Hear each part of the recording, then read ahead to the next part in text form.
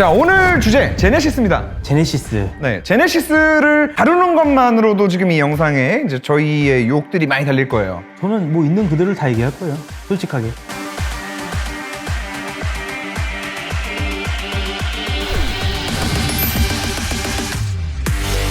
예전에 제네실수라는 거 기억하시죠? 기억하죠. 사실 그 제네실수라는 말이 두 가지 의미에서 사용이 되고 있는 것 같아요. 제네시스가 단독 브랜드로 빠져나오기 이전에. 그랜저, 제네시스, 에쿠스일 때. 그렇죠. 네. 그때는 야, 현대차가 왜 이런 걸 만들었어?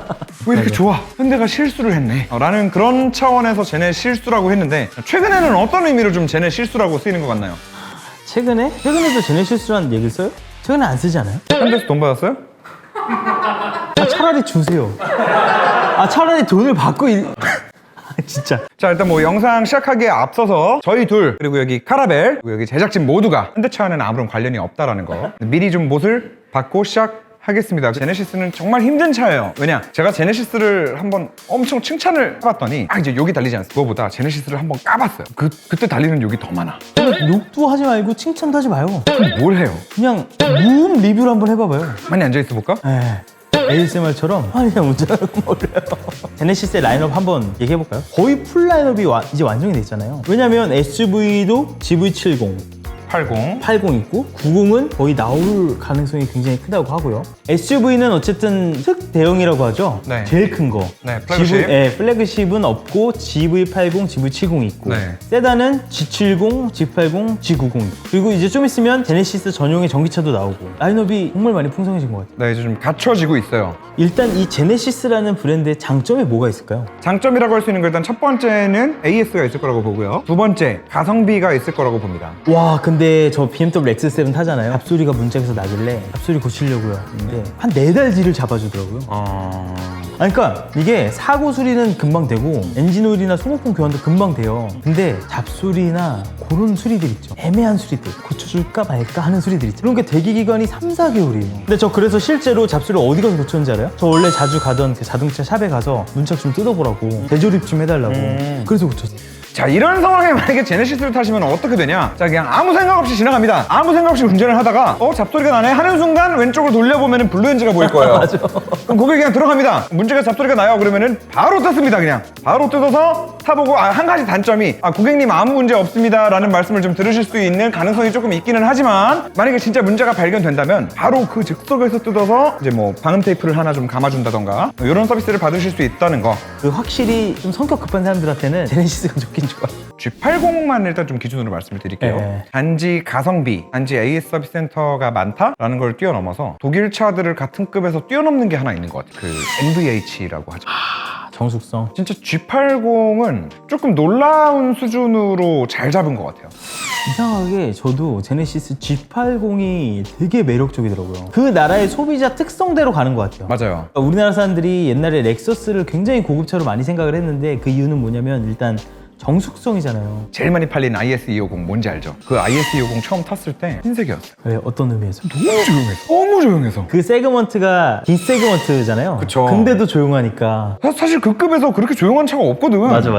문제는 뭐냐면 엔진 미션 궁합이 아직도 많이 떨어져요. 엔진 미션 궁합. 네, 그러니까 예를 들면 이거예요. 결혼을 하기 전에는 내가 이 사람이랑 잘 맞을까 안 맞을까에 대한 그 예측을 하잖아요. 근데 결혼을 해서 막상 같이 살아보면 진짜 잘 맞을 수도 있는 거고 안 맞을 수도 있고 심하게는 너무 안 맞아서 다시 헤어지는 경우도 있잖아요. 이게 엔진 미션이라는 게 딱 그거예요. 결혼이요. 제가 봤을 땐 그래요. 제네시스는 남들이 봤을 때는 인꼬 부부야. 근데 그 부부의 삶은 생각보다 서로 안 맞아요. 남들이 봤을 때 인꼬 부부긴 합니다. 저는 BMW입니다. BMW. 네, 엔진 미션 궁합이 아주 좋은 BMW. 그럼 예진 씨가 ZF. ZF 미션이죠. 저는 실키 6 엔진이고. G80 처음 나왔을 때 3.5 엔진을 타봤다가 바로 실망하게 미션이었어요. 이게 오르막을 올라가거나 어떤 변칙적인 상황에서 조작에 대해서 매끈하게 반응하지 못하더라고요. 그러니까 예를 들면은 미션 변속을 이미 했었으면은 부드럽게 우 하면서 올라갈 텐데 변속할 시점을 놓치면 뺑 할 수밖에 없거든요. 거기서 악셀을 더 밟게 되니까. 그렇죠. 그러니까 이러한 부분들이 아직도 독일차, 특히 BMW에 비해서 떨어지는 부분이 또 한 가지 단점이 하나 더 있습니다. 이거는 제네시스 전차종에 해당되는 문제는 아니에요. 노면 충격이 계속 올라와요. 특히 GV80이 심각해요. 기본적으로 GV80이 서스펜션이 너무 딱딱해요. 딱딱해서 요철 있는 저속의 시내 주행을 하면은 1열은 그나마 괜찮아요. 1열은 내가 운전을 하고 있으니까 대비를 하거든요. 동승자들은 GV80에 앉아있으면 특히 2열은 계속 띠용띠용 울려요. 띠용띠용. 진짜 그거 한번 경험해 보고 나면은 오, 이상하다. 이게 왜 양산이 됐지? 이 생각까지 들어요. 근데 여기서 또 반대로 G80은 또 승차감이 맞아요. 좋아요. BMW 하면은 전 모델이 다 공통적인 특성을 갖잖아요. 제네시스는 이상하게 모델별로 다 성격이 다 달라. 우리 70 라인업에 대해서도 한번 얘기를 해보자고. 차가 만약에 인격이 있다 쳐봐봐요. 어떤 차가 가장 가엽냐면, 딱해 보인다. 딱해 보이냐면 요 완전 파격적으로 안팎을 다 뜯어 고친 차들, 바로 전차들 있죠. 아, 그 징검다리 역할을 해주는 그거. 차들. 징검다리 역할을 해주는 차들 있잖아요. 저 이거는 저기 당연히 이 영상을 현대자동차의 이상엽 전문님께서 보실 리 만무하지만 그래도 주제넘게 여기서 한마디 좀 말씀을 좀 드려보자면 그 디자이너로서 열정을 가지고 일하는 거라는 걸 너무 잘 알아요. 앞으로 우리가 이런 큰 그림을 그리는데 이 메시지를 주자. 그래서 페이스리프트 때 살짝 보여줘. 다 좋다 이겁니다. 그런데 그 결과적으로 삼각대 같은 차가 나오잖아요. 그걸 어떻게 타? 아니 그냥 갑자기 놀래도 되니까 아니 삼각대 하지 말라고. 그러니까 지금 G70이 딱 그 느낌이에요. 두 줄이라는 아이덴티티를 대입은 빨리 해야 돼. 자동차의 본고장인 유럽은 아직도 그 두 줄, 세 줄 이런 거 좀 관심 없단 말이야. 판매량도 높지도 않고. G70의 외관을 뜯어 고칠 예산에 엄청 투자를 했기 때문에 이번 G70 페이스리프트에서 실내 옛날 느낌 있죠. 이 전현대차 느낌. 그거랑 엔진이 다 스팅어는 2.5로 바뀌었는데 여전히 2.0 엔진을 품고 있잖아요. 그러니까 G70은 지금 사면 안 되는 모델이에요. 절대. 이런 과도기적에 있는 모델을 사면은 신형이 나왔을 때 갑자기 시급을 전폐하게 돼요. 시급을 전폐하게 되면 일을 열심히 못 하고요. 일을 열심히 못하면 급여가 줄거나 회사에서 해고당할 수 있고요. 그럼 차값 할부금을 낼 돈이 없어집니다. 그렇기 때문에 이런 차를 타게 되면은 결국 개인의 인생까지도 위험해질 수 있다. 진짜로요. 근데 이런 차를 만약에 지금 사신다 그러면은 이 국산차 역대 최고의 감가율을 기록하는 차량을 구매하신 차주분이 되실 수도 있어요. 근데 또 되게 웃긴 게 반대로 GV70은 살만해요. 제네시스를 대표하는 그 프리미엄 소형 SUV의 컨셉에 딱 맞게 만들었기 때문에 GV70 같은 차는 오히려 사라고 추천을 드려요. GV70 승차감이 더 좋아요. GV70은 승차감이 전자제어 서스펜션 들어가면 생각보다 좋아서 놀랐어요. 이게 단순히 우리가 지금 좋다라고 말씀드리는 게요. 컨셉이 약간 스포티하니까 스포티한 승차감에서만 좋은 거겠지? 라고 생각하시면 안 되는 게 컴포트한 승차감에서도 GV70이 더 좋아요. 맞아요. 그러니까 이게 제네시스는 아직까지는 좀 옥석을 가려서 픽을 해야 돼요. 그게 조금 아직까지 제네시스가 진짜 아직 프리미엄이 되지 못한 이유라고 저는 생각해요. 이 얘기를 좀 해보자. 찐부자는 제네시스 탄다면서요? 근데 보통 회장님들은 기사 아저씨가 운전해주는 차만 저기 제네시스 타고요. 집에 가면은 S클래스도 있고 마이바흐도 있고.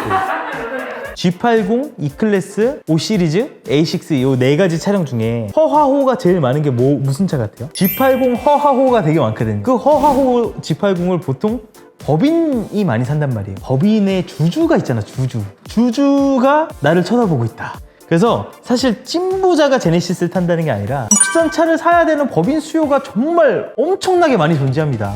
수만 개의 회사가 나오죠. 수만 개의 법인들, 사업체들이 있어요. 국산차 사야 되는 거예요, 사실상. 현실적으로. 이제 그런 수요가 있기 때문에 찐부자가 제네시스를 탄다기보다는 영업이익이 좋은 법인 회사의 임원, 그런 사람들은 너무나 당연하게 제네시스를 타는 거죠.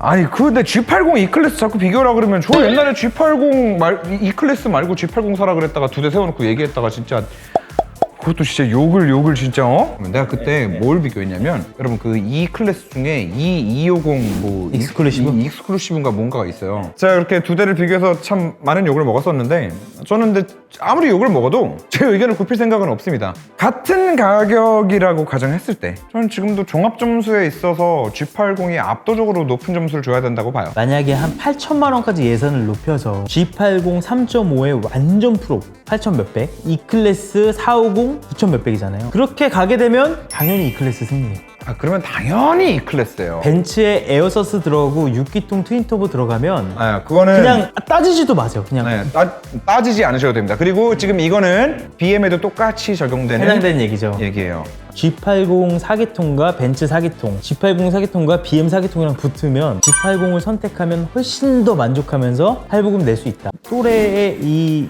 층에서 G80에 대한 차 이미지가 되게 좋던데? 나 그거 너무 놀랐어. 그냥 차 이미지만 좋은 게 아니라 네, 네. 그 차 타는 사람을 약간 좀 되게 젠틀하고 점잖게 봐요. 그러니까 BMW 520i 사면은 그 이미지가 없어요. 그러니까 이게 제가 봤을 때는 그 한때 BM 타고 벤츠 타는 20, 30대가 되게 막 이렇게 좀 많아졌었죠.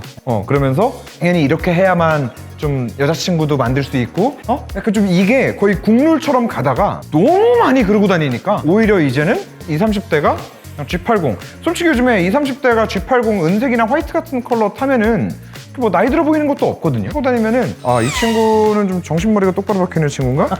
뭐 약간 이런 생각도 좀 들고 개인의 의견임을. 아니 한번 생각해보자고. 카르 클린트 직원을 뽑아. 근데 뭐 애가 29이야. 29인데 520i를 타고 왔어. 또 어떤 애는 똑같은 나이인데 G80을 타고 왔어. 누가 더 인식이 좋아요? 아니 그게 아니라 29이 어떻게 520i랑 G80을 사요? 아니 뭔 소리 하는 거야? 본인 29살 때 뭔 차 타고 다녔어요? 본인 GT3 그래요. 무슨 소리 하는 거냐고 지금.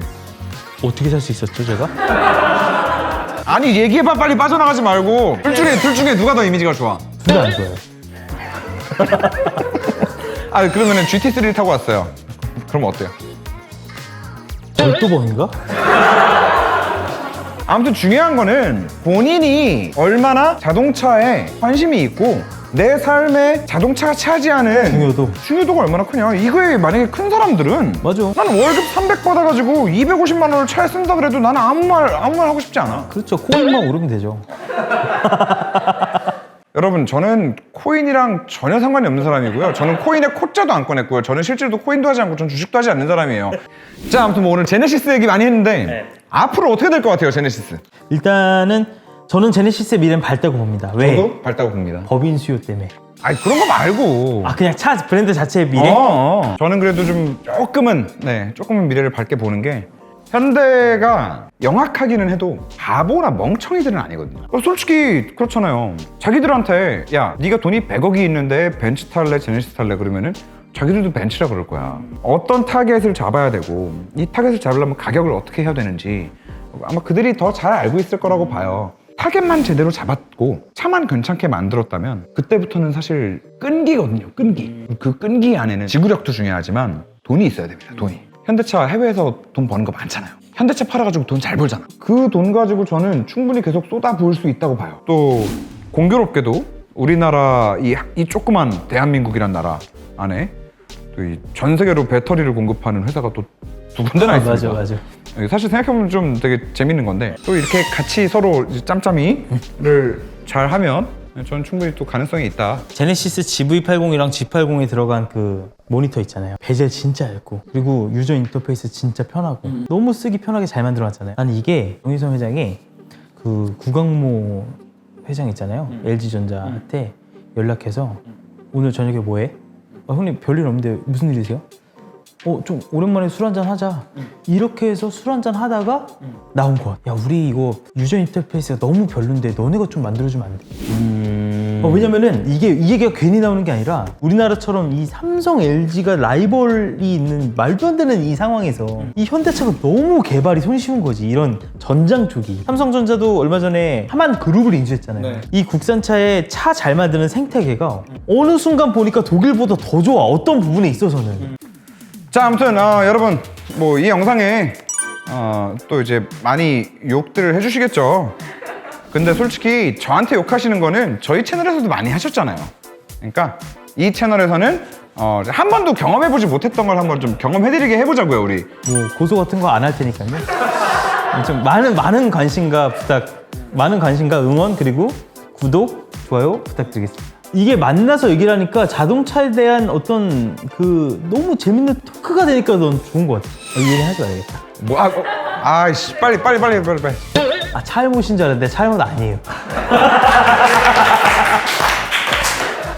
두 남자의 차 선택. 2차선. 2차선.